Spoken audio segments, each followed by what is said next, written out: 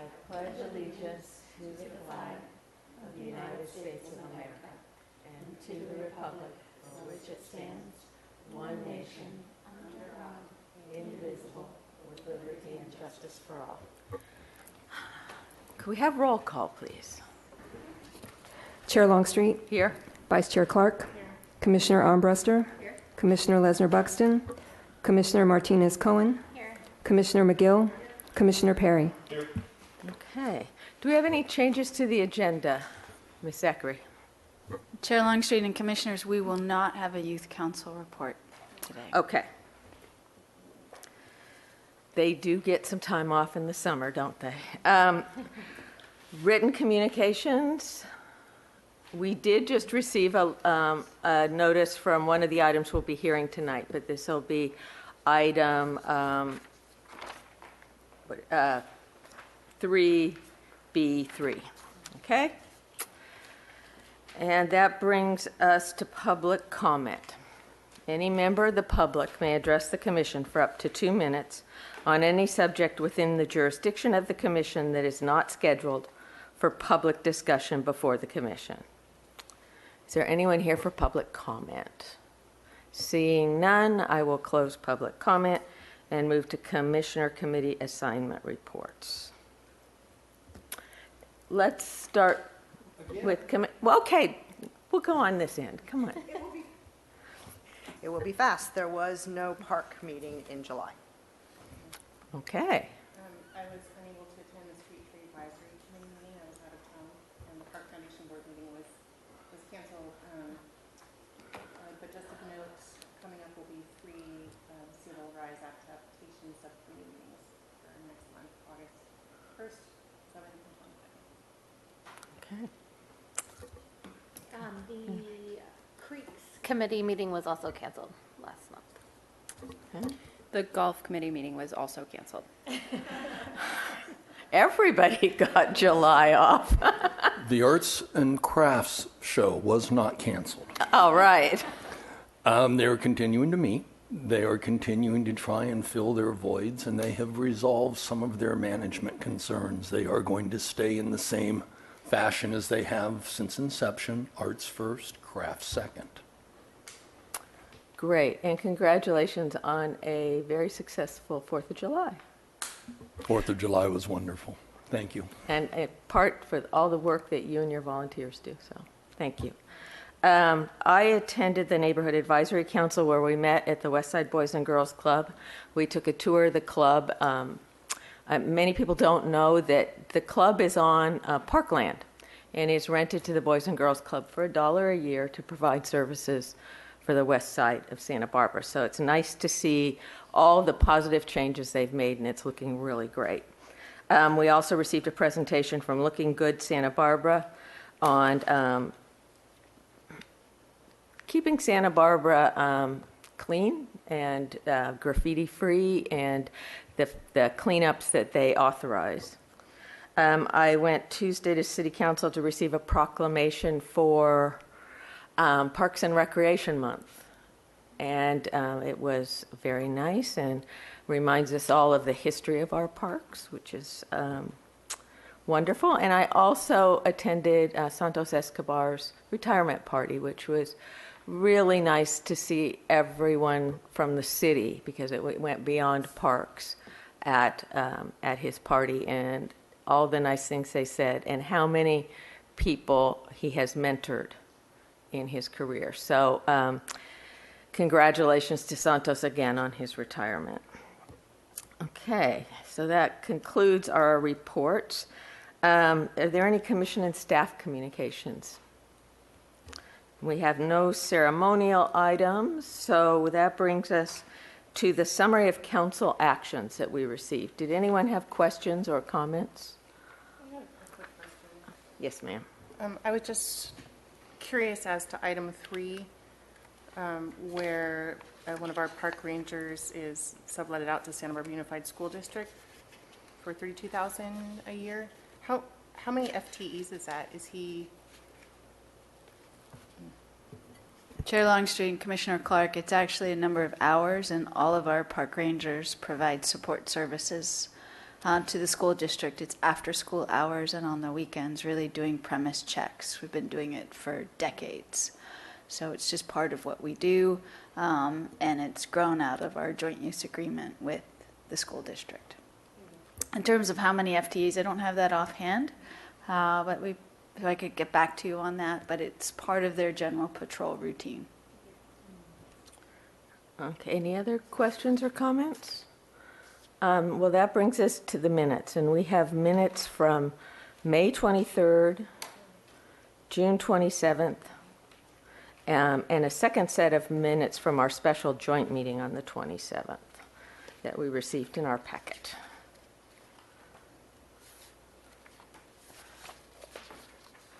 I'd like to make a motion to waive the reading of the minutes and approve all 3 minutes from the 3 dates mentioned. Second? Okay, do we have discussion? Only that I'll need to abstain from the June ones. Okay. And me as well. All righty, then we will, we'll take them separately then. We will, let's just vote on the May 23rd. Chair Longstreet, yes. if I could remind commissioners, you can still vote on the minutes, even if you were not at the meeting. And at our last meeting, we did not have a quorum approving the minutes. So keep that in mind. Oh, okay, Because we yeah. had small attendance at a couple of meetings. Thank you. Yes, okay, so you can vote on them because you reviewed them. All righty, then we have a motion and a second on the floor for all 3 minutes in our packet. All in favor? Aye. Opposed? Abstentions? Okay, that passes unanimously. And that brings us to our tree items. Before I turn it over to Mr. Downey, I will tell you that we do also have Maury Tremaine here, and she is willing to, if you have questions about any of the stack decisions, speak to them. Raise your hand if public comment comes and you have a burning desire for it. Otherwise, we'll just ask. Okay, Mr. Downey. Chair Longstreet and Commissioners, the first item is 611 West Valeria Street. It's a street tree, Tipuana-Tipu. The applicant is concerned about the damage to hardscape around the tree that is public access hardscape, and referenced cracks in the foundation of his porch. After receiving the application, staff discussed the issue with Mr. Weiss and advised that it would be prudent of him to provide evidence that the roots caused damage to his porch. Subsequently to that conversation, he did dig a trench in front of his porch and was unable to find any tree roots there. The damage to the sidewalk and street has been reported to Public Works for their assessment. The committee determined the tree provides great value to the neighborhood and recommends denial. Okay, thank you. Before we ask any questions, can I ask, are you here for tree items? If you'll fill out a form in the back, on the back table, so we have your name and what item, then I'll know to call you. That would be helpful. And is it this item? No. Okay, then you have some time. But This item. I'm Mr. Weiss. okay, then we will ask some questions here, so keep it to questions, Commission, then we'll hear from the homeowner, and then we will bring it back. So, okay, I'll call on you in just a minute. No problem. Are there questions of Mr. Downey or Ms. Tremaine about what's going on? So I'm usually at the meetings. I feel strange not in the loop, not being there. But I was wondering, did Mr. Weiss have an arborist come and evaluate the tree and determine whether or not any of the damage? Was there had an arborist been hired by the property owner to come out and evaluate the tree and see if it was causing damage? No. No, I think from what the report said, he just excavated himself. Mr. Weiss, if you'd like to come up, we'll get that from you in a few minutes. Okay? No arborist was called. Come on up to the microphone, sir, and tell us if you have something you would like to tell us. Welcome. Hi. Okay, so the citation was that the tree adds value to the neighborhood. I don't understand that. the Tipuana-Tipu is a nuisance to most of the homeowners on that block. We now have, I don't know the term, but the sidewalk and the steep street being lifted. There's creating ponding effect, which gets worse and worse every year. I'm the guy out there squeegeeing the water in front of my house, so it makes the drain at the end of the road. The blossoms, the seeds, the leaves. It's a horrible tree. My neighbor had his removed completely. I don't know what process he underwent to have that done. I started the process where I asked the city to do it for me. Mr. Downey informing that there was a charge, no problem. I'm simply wanting to replace it, to reset the clock, so we can get this, what will be a massive tree in front of my home, pared down to something smaller that is manageable. Okay, thank you. Seeing no further public comment, I'll bring it back to the commission. Close public comment. Yes. Okay. I guess I have a couple of questions, and I'm going to kind of do this because I'm not sure what the right audience is for the questions, or respondent, I should say. I guess, of course, when I looked, there was many cars parked as there are now, so I can't really tell about the ponding. But I'm curious about, have you had any discussions, Mr. Downey, about possible conditional approval with a replacement tree? Is that something you would consider, and what kinds? And then my corollary to that is the issue the size of the tree or the type of the tree, because I think that those are actually different issues. Chair Longstreet and Commissioner McGill, the proposal by the applicant was to remove and replace. The designated tree is the Brazilian cigar box tree, which has a similar size but a little less aggressive root system. And the ponding, there was evidence of that in your packet for the photographs that were provided by the applicant. And again, the Public Works Department has been notified about the ponding issue and the sidewalk damage, and they will assess that and determine when their budget equates to making repairs to those damages. Other questions or comments? Just a comment is that I understand how taxing a messy tree can be, but trees are messy. And if we took every tree off of our city streets that was messy, we would have a naked landscape. So I think removing a tree on the basis of its messiness isn't necessarily valid or in keeping with our urban forestry principles. I would also add to that, this is a street tree. It isn't a private tree. It isn't a personal tree. It's a tree that belongs to the entire community. And that is always a little bit different to me, a lot different. I went by there. I would have to say those trees on that block add value to those homes. They add value to the community. They add shade.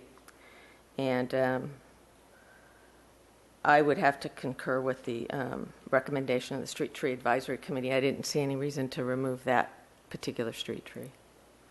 I don't think, I think it would really be a loss to that block. Other comments or questions?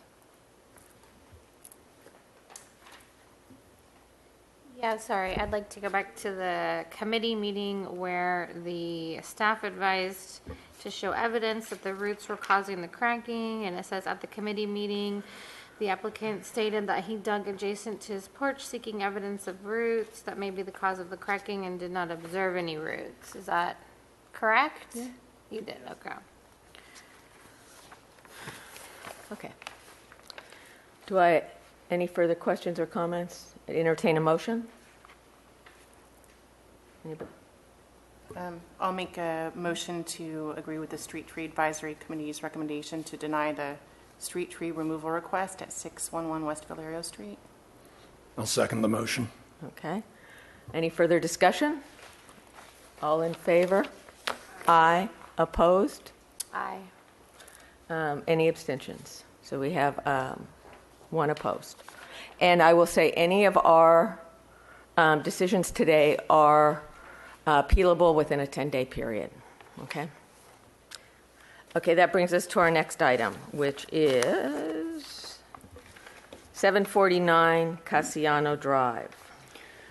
Chair Longstreet and Commissioners, at 749 Castellano Drive, there's a Mexican fan palm in the setback that the property management company would like to have removed. They do acknowledge that there could be more maintenance on the tree than has been given, but their concern is that it's getting quite tall and that the dropping palm fronds can be dangerous to the tenants and pedestrians in the area. The committee reviewed the tree, determined there's no signs the tree is likely to fall, and determined also that through a little more regular maintenance, the issue of fronds falling would become decreased. Their recommendation is to deny the removal. Okay, are there, we have no speaker slips for this item. Any questions of staff? I have a question. So is it true that the street tree belongs to the city and the people, but it is the responsibility of the property owner to maintain it? Is that correct? No. Chair Longstreet, Commissioner Martinez-Cohen, the tree in question is a setback tree. There is an adjacent street tree that is the same species, but they're requesting to remove the setback tree. Thank and you. they are responsible to maintain that tree. Yeah, that's a very important clarification. Thank you. And so what, basically what you can see from this picture is if they were to groom that part on the bottom that's all dead leaves, then it would be a little bit safer. Is that correct? Chair Longstreet and Commissioner Martinez-Cohen, that would remove some of the fronds that could fall and harm somebody, yes. Yeah. Okay. Thank you. Yes, Ms. Clark? Mr. Downey, how many years of fronds is that? Since it's been, I'm just curious. Chair Longstreet and Commissioner Clark, different trees grow at different rates, but an approximate estimate is between 12 and 20 years. And how long ago were the street trees trimmed? Because they look beautiful, the palms on the street. I went out there today and it was... Chair Longstreet, that was within the last fiscal year. I don't know have an exact date. They look great. Okay.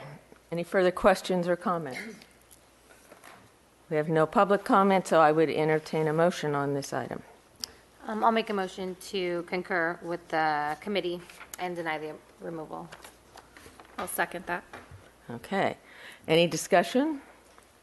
All in favor? Aye. Opposed?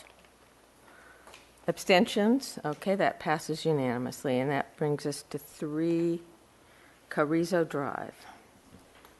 Chair Longstreet and Commissioners, at 3 Carrizo Drive, on the side of the property, adjacent to the neighbor's driveway, is what I call a volunteer coast live oak tree that was not planted by any person and started growing there.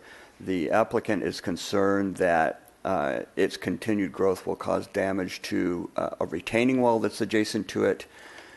In addition, they have a pool that's behind that wall, and they're concerned that it will damage the pool as well. The committee reviewed the application and looked at the tree. They felt that that tree would provide some community benefit for further time and didn't feel that since there's no current damage that supported removal at this time. Their recommendation is to deny the removal of the setback tree. Is this the tree you're here for, or? Yeah. Oh, okay. Thank you. Are there questions for staff? No. It seemed like a pretty innocuous little tree there that added some variety to the landscape. But Just one quick question. At what point does a tree become a tree? there you go. That's better. I mean, it is a small tree. So if there was a change to be made, now, of course, is the time to do it. But what's the breakover point when something comes into your jurisdiction? Chair Longstreet and Commissioner McGill, that really is at the discretion of the commission. The point of a decision today does not preclude them coming back for a decision later if conditions change. So the committee determined that this would provide community benefit for a while, at least until it started showing that there was damage occurring. And that's why they developed their recommendation. Ms. Wait, did you have another question, Ms. McGill? Okay. So, in your opinion, what is the likelihood that damage is going to happen down the road? Chair Longstreet, Commissioner McGill, this tree is a baby in comparison to what it can be. It can have 3.5 foot wide trunk and have 60 foot height and 80 foot spread at maturity. So at some point the tree will cause damage. It's fairly close to the driveway apron, it's close to the curb and gutter, it's close to the retaining wall. I don't suspect that it will ever cause damage to the pool. It would be unlikely because there wouldn't be viable moisture for the tree to seek at that area, and the roots that far away are not large enough to crack the cement that covers the edge of the pool. So it would be very unlikely that it would cause damage to the pool. But I would anticipate damage starting to show on this tree within the next 5 years. Okay. Ms. Martinez-Cohen, did you have a question? Yeah. So the philosophy of the committee is that to wait for the damage to happen instead of acting preventatively. 5 years doesn't seem like that long to me. So as a homeowner myself, I would be frustrated if I was told I had to wait till there was damage until I could remove it. That would make me very, very angry. So I don't want to send the wrong message, but I respect the committee's recommendation, but I'd like to hear a little bit more on your thoughts about that. Chair Longstreet, Commissioner Martinez-Cohen, I think what the committee, and Ms. Tremont can speak to this as well, but I think what the committee was hanging their hat on is removal of that tree now without some replacement was going to be a loss to the area. And they felt that at least for a while it's not causing damage, it would provide some benefit to the community. That's helpful. Thank you. Do we have other, Ms. Tremont, did you want to make any comments? And maybe the reasoning of the committee?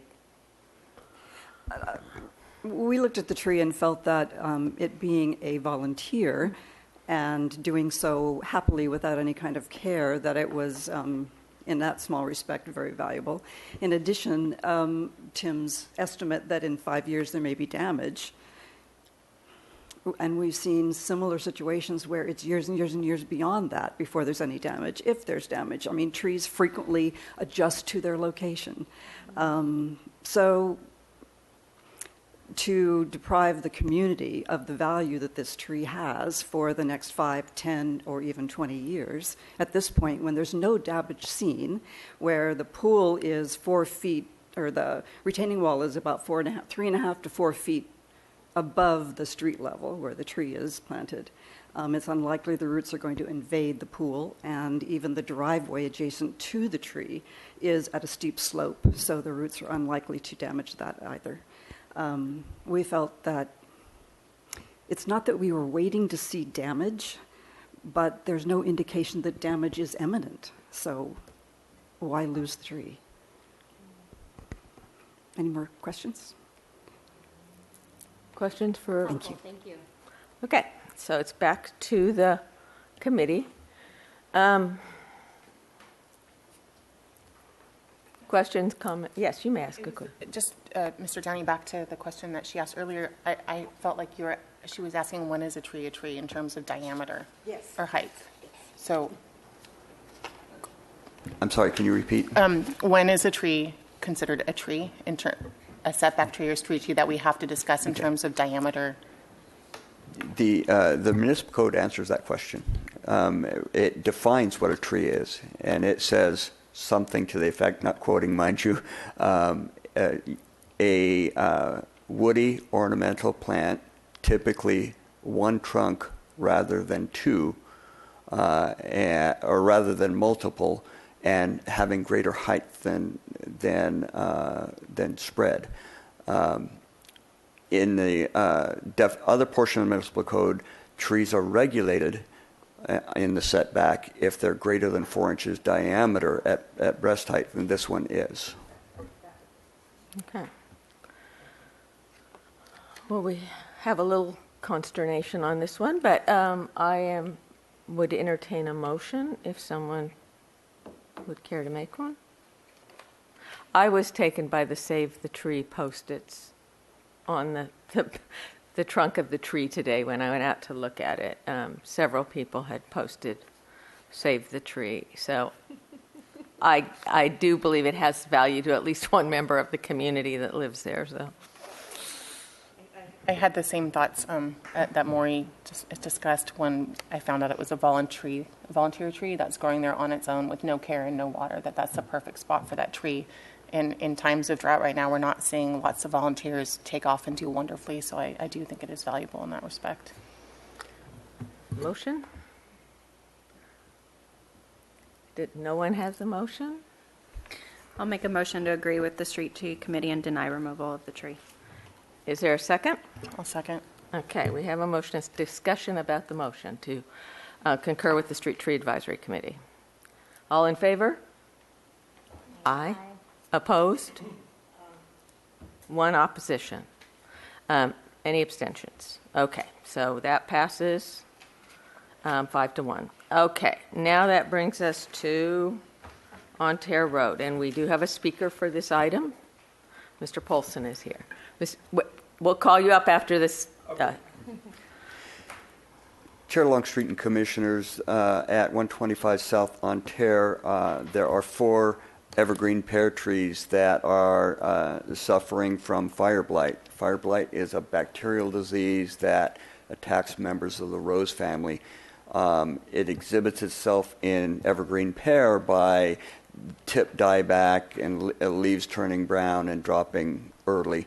There are treatments for it. The applicant has attempted to do some of those treatments to mitigate the damage.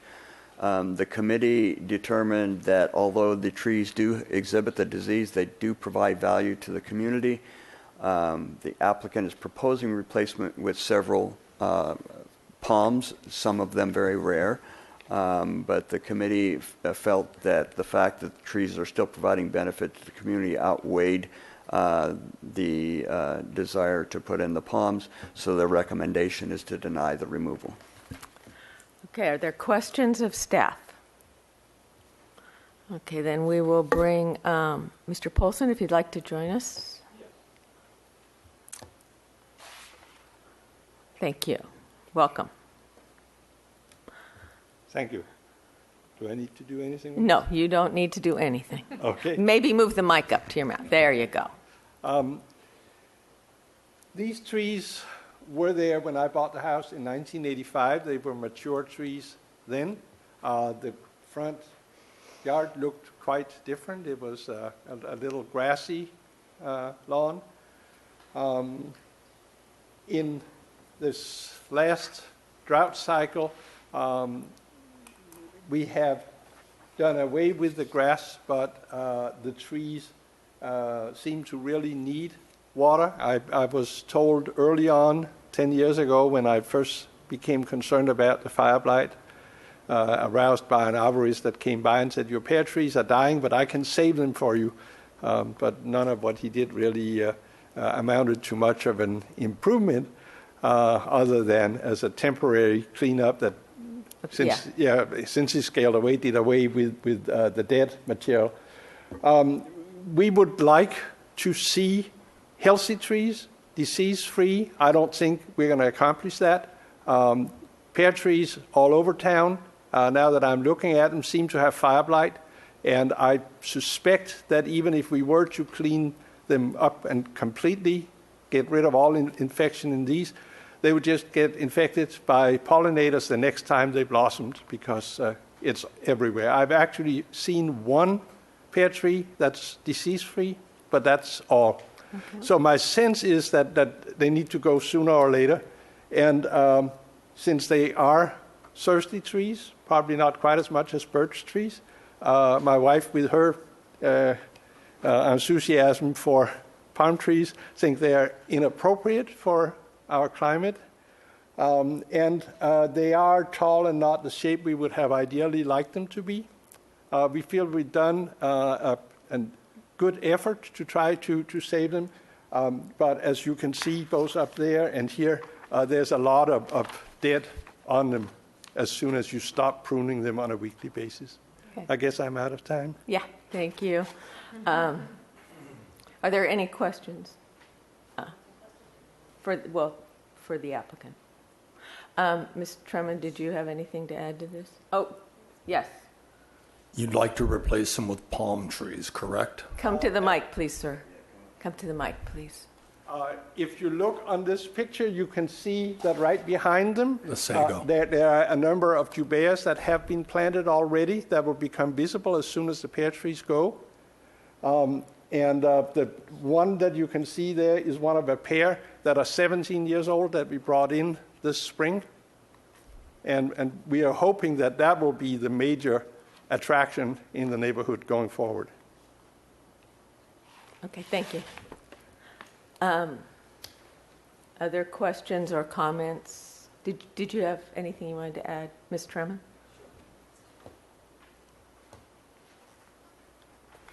Maury Tremont. The evergreen pears are, yes, all over town they have fire blight, and they have for many years. We don't get rid of them because in spring when they flower and we have streets that are lined with them, you have a magnificent view of all those white flowers along the street. The fire blight is worse some years than others. It does not kill the tree. This tree still has value. We felt that 4 of them, and Mr. Paulson has done such a beautiful job of maintaining them and pruning them. They have wonderful shape. It was difficult for us to find that they didn't have value and should be removed. We do appreciate, however, his wonderful care for them. That's one of the reasons they look so good. Thank you. Okay. Ms. McGill, you had a... Okay. Though I want to note on the care point before I make my comment that that does not come cost-free, and that sounds like it's quite onerous on retirees for the annual cost to keep them looking that good. I guess I got to be honest. I mean, usually it's a difficult conversation, but this is the first time where I've actually said I don't understand why we aren't supporting the applicant here. We're not talking about flowering street trees. I can understand a street of flowering trees and why a neighborhood would choose to have that. We're talking about setback trees that clearly have an issue. I mean, I went and took a good long look at it, and he's talking about removing 4 trees that he's tried mightily to cure of disease and replacing them with something, the way I read this, that would actually be something quite special in the neighborhood, potentially. So what I'm struggling to understand is why would we not support removing 4 diseased trees in a climate that really doesn't want trees that take more water than they deserve at the expense of something that could be quite special and not only would have palms but also incorporate some native plants. So that's where I'm struggling with this. And I think those are some interesting points. The other side of that coin is we have canopy trees that are providing shade in a time when we're going through climate change, and we're replacing them with palms, which are going to not have any of that effect. And that is not simply a neighborhood issue or a homeowner issue. That's a whole community-wide issue. And when you look at the canopy study that we saw probably a couple years ago now, those are the issues I think we're looking at overall. and that's why setback trees, those trees provide neighborhood. That's why the city in some other time made those setbacks. So I understand what you're saying, and I agree with you that it's difficult sometimes to look at a person's front yard, and but here we have an area where there is no place to put a street tree. There's no place to put a canopy tree in that because there is no sidewalk and no parkway. So we're looking at it from a whole different standpoint. So that's why it becomes a very difficult decision, I think. Other comments? Yes, sir. Commissioner McGill, I was actually trying to go some of the direction that you did take this. However, the canopy is the loss that I'm looking at. That's why I asked the question about the palms. Is there another alternate that you would consider that would replace the canopy?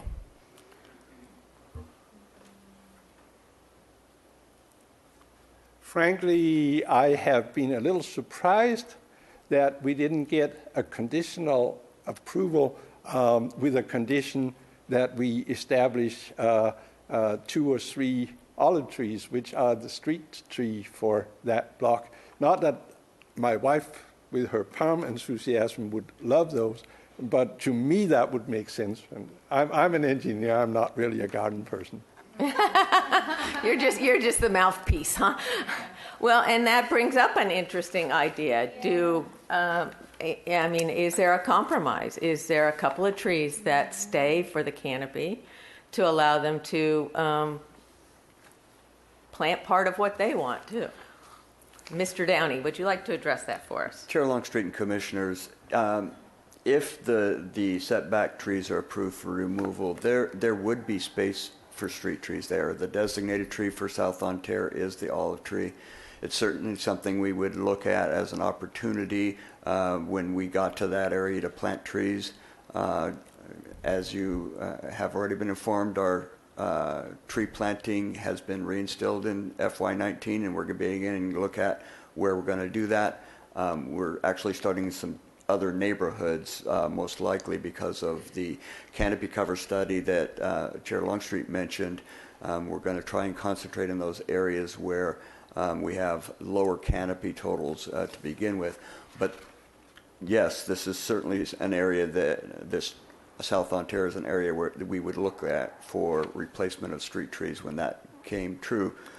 There is space there for street trees. If the trees are gone, they'd be closer to the curb than these are, but there is space. And to mitigate, I get that. Putting in a baby tree does not bring us canopy. What about the idea of a couple of the trees that are closest to the sidewalk, or not sidewalk, but closest to the street, being left so that there still is some canopy that provides some relief of that yard? What? While the olives are growing. So that it's not denuded. That corner could be denuded. By taking these trees out, it's just going to be flat, and it's not going to have any shade on the on-tear side. And that's what I think about is, you've got no kind of protection. Yes, Ms. McGill. I'm hearing 2 or 3 different options being explored. One is remove all the pears and replace them with a couple of the mandated or the approved street trees. A corollary to or something similar to that could be remove all the pears and replace them with a mixture of canopy trees and palms. Of true compromise, and then as a third alternative, which is leave a couple of the pears, which would be then leaving a couple of diseased trees. Am I way out of line if I ask that this go back to the Street Tree Advisory Committee for next month to look at a compromise of maintaining some of the canopy and work with the homeowner? Yeah, I want to make a quick comment. I would second that motion. I'm really impressed by the thought and their passion and everything for horticulture. It seems here they really have a plan and would really like to execute that. So I would be supportive of a more compromising scenario as well. Is that a, Chair Longstreet and Commissioners, certainly you could request that it go back to the committee for more consideration. I would ask that the applicant think about what's been discussed tonight and what they would be willing to agree to before that meeting would occur. The August meeting for the Street Tree Advisory Committee is already posted, so it would go to the September meeting for that committee. okay. I would feel more comfortable doing that. I think Ms. Tremin will make this discussion known to the committee. I think Mr. Polson will go away with some thoughts about canopy versus palms all throughout and what our goals are. And then I would entertain a motion to postpone this item to send it back to the Street Tree Advisory Committee for our September meeting. Second.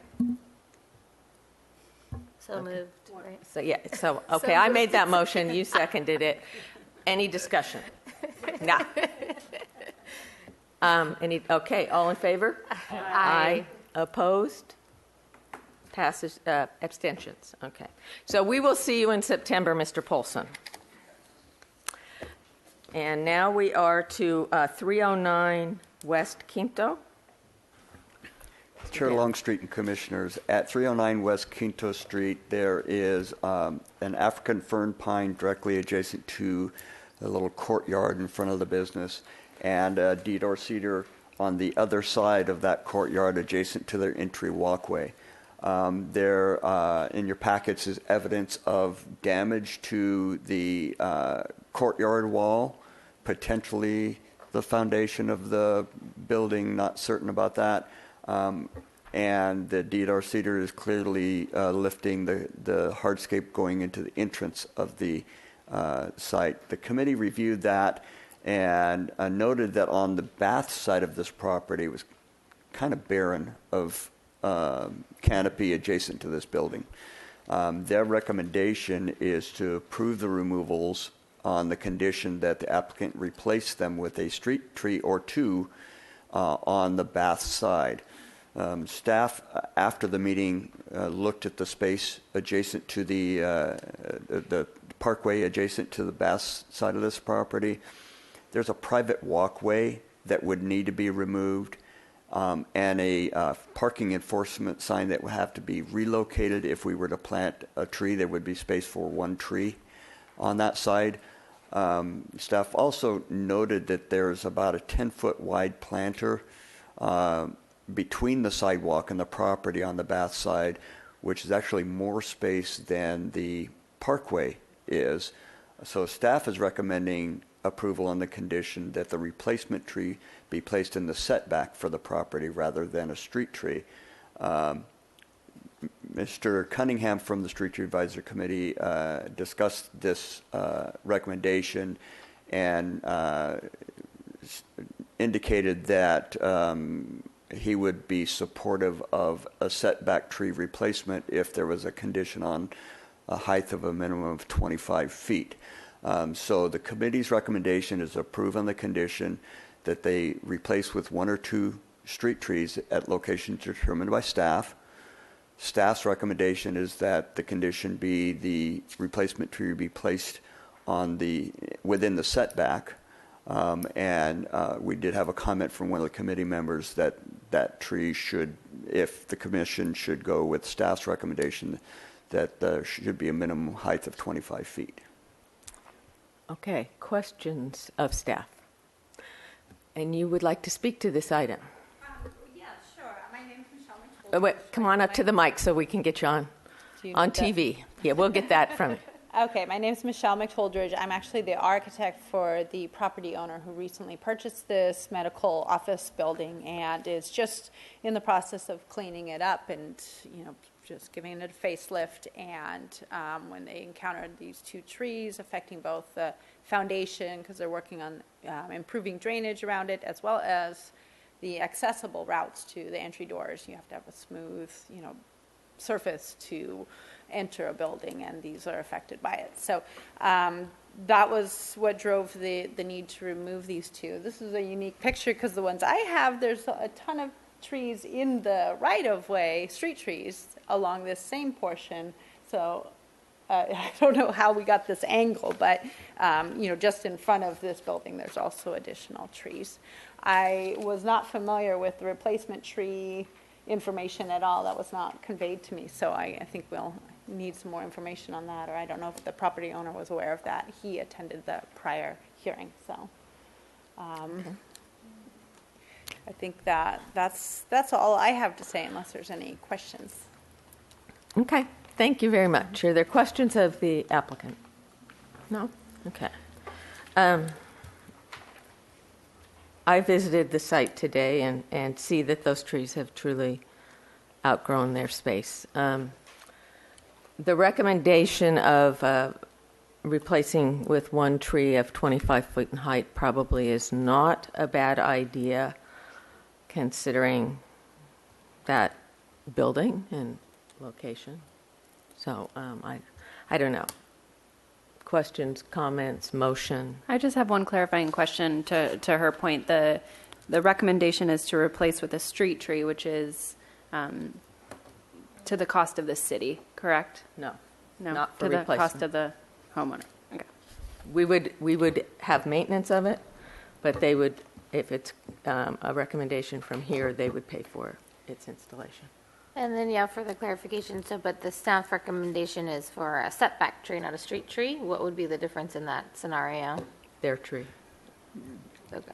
Charlotte Street Commissioner Martinez-Cohen, the trees that they're removing are in the setback. They already are in the setback. Got it. Yes. Okay. The tree that staff is proposing would also be in the setback and become the maintenance responsibility of the property owner, not the city. So this mitigation puts the onus on them for their own removals rather than the city receive the burden for their removals. Okay, thank you. I do have a question. You're doing building renovations. Do you have a landscape plan? We're not doing Just come up to the mic, please, so we get you on mic. So aside from removing the trees and adjusting some of the drainage around the outside of the building and paint, there's no permitted work going on at this time. Okay, Proposed. and is there any prior landscape plans from a lot of times commercial buildings have some tree requirements? There were not. It's an older building. I can't remember the exact year, 70s or so. And all of the Look, plans 70s. we received from both the selling agent and the prior owner are really minimal, and they're based on Okay. photos and a realtor's drawing. So we don't have any prior history on this property aside from that. Well, that answers my questions, because sometimes we don't want to overlook that. Yes, Ms. McGill. I mean, if we're ready, I'll put out a motion. Sure. That we accept the committee's conditional approval of this application. With the tree where? With the tree 1 to 2, well, the actual comment is that it's 1 to 2 replacement trees be planted on the frontage of Bath Street, which would be a street tree. That's what the way I interpret this. And you heard the staff recommendation. And I heard the staff recommendation. I would say, let me see if we can try this. A motion that we approve the recommendation for 1 to 2 replacement trees at a location to be determined between the owner and staff. Can we do that? Is that? Can we make that open? No. Chair Longstreet and Commissioner McGill, you have the Street Tree Advisory Committee recommendation and you have a staff recommendation. It would be better to have clarity if the commission approves removal of the trees and a replacement tree or 2 replacement trees are recommended, where those would go, and you have the analysis of the options of where they would go. Yeah. Yeah, so I'm happy to make a recommendation that Okay. we go with the staff recommendation of 1 setback tree at the height of 25 feet or higher That can at this achieve that. property. Yeah, that will achieve that height. Okay. Yes. Is there a second to that? Second. Okay, discussion. All in favor? Opposed? Abstentions. Okay, that passes unanimously. And that concludes our tree information. If you would, did the staff get your slips? That would help for the records. Thank you very much. And that brings us to the director's report. Ms. Zachary. Chair Longstreet and Commissioners, just really briefly, some of you have been familiar that we recently purchased property at the end of Allen Road. It's now part of the over 20 acres of the Aurora open space. The construction of the creek restoration portion of the project began this week, so it's very exciting. It will be a tremendous change to the area and a very welcome opportunity to address some flood issues, some habitat issues, water quality issues. So we're glad that that's underway. There's a tight window to make it happen because it has to happen before it starts raining, and we have lots of permits regarding how to move forward and balancing the different resources that are currently on site.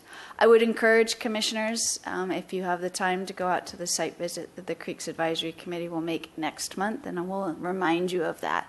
It's a great way to see something underway and have a tour from Aaron Markey, who's the project manager for that project.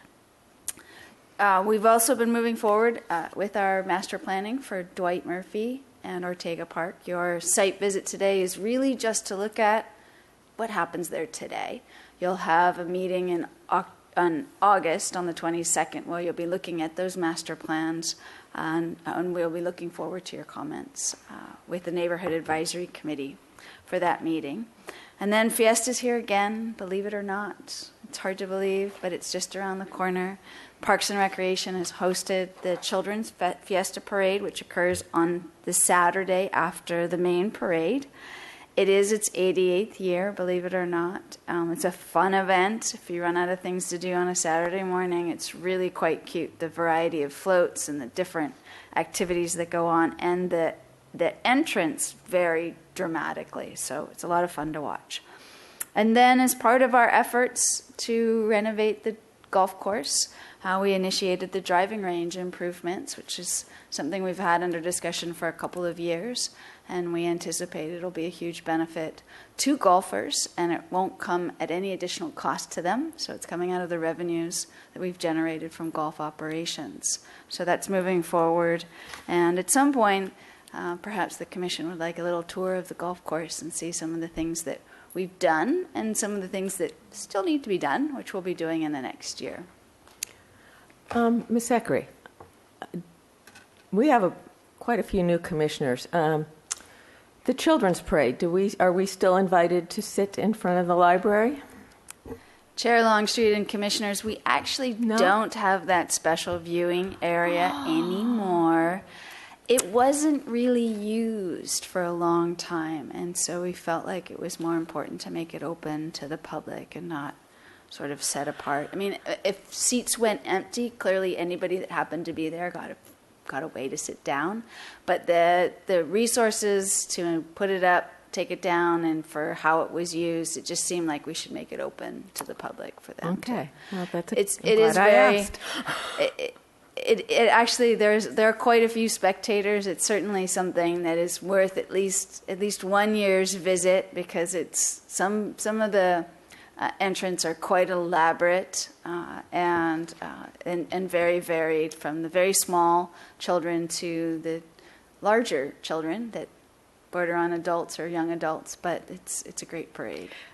And the other thing, if people want to volunteer, they should contact our department, because we organize it. So the easiest way is probably recreation, but certainly just our main number, 564-5418, would be a good way to volunteer. If any of the commissioners are interested, we certainly will reach out to you as well. I've done it in the past, and you can do things like help organize the beginning of the parade.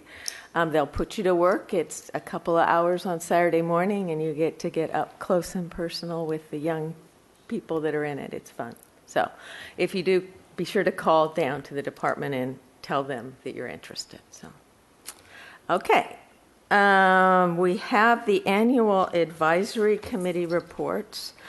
These are usually just for information. If you have any comments or questions about them, it's just to keep us apprised of what goes on annually in our different areas.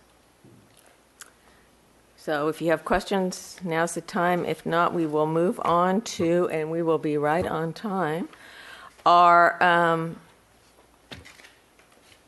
we have to elect a chair and vice chair. And this is a good time of year. And I would like to nominate Nicole Clark to be the chair.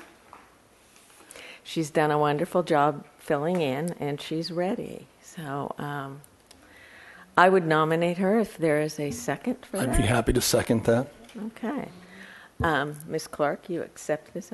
Okay. All in favor? Aye. Opposed? That passes unanimously. And now we need a vice chair. Can you be the vice chair? Well, how about if I be the grandmother? I'll just help everybody. I really feel strongly we have a new commission per se, and it's time to develop and for people to step in and get involved, to be able to advocate for this department. That's another part of our role, is to not just sit here. I mean, tonight it came to me, we need to do a little more tree work up here. We have things where we need more familiarity with municipal codes and how we come to decision making. So I would like to see someone step in as vice chair and increase your involvement. This isn't just the fourth Wednesday of the month. It's to support the department all month long. So not that you have to go to work every day, but you know what I mean. Is there someone who's interested in developing in this role? Mr. Perry? Okay. Is there anyone else? Okay. We have a nomination of, would you like to do it, Ms. McGill? Okay. Is there a second to that? Second. Okay, so we have a nomination and a second. Whoops. All in favor? Aye. Opposed? That passes unanimously. I will always be here to support everybody through this, and this department's really important to me, but I trust that you all have the capabilities of doing this. So with that, we will adjourn this meeting, and we will move on our site visit. Thank you.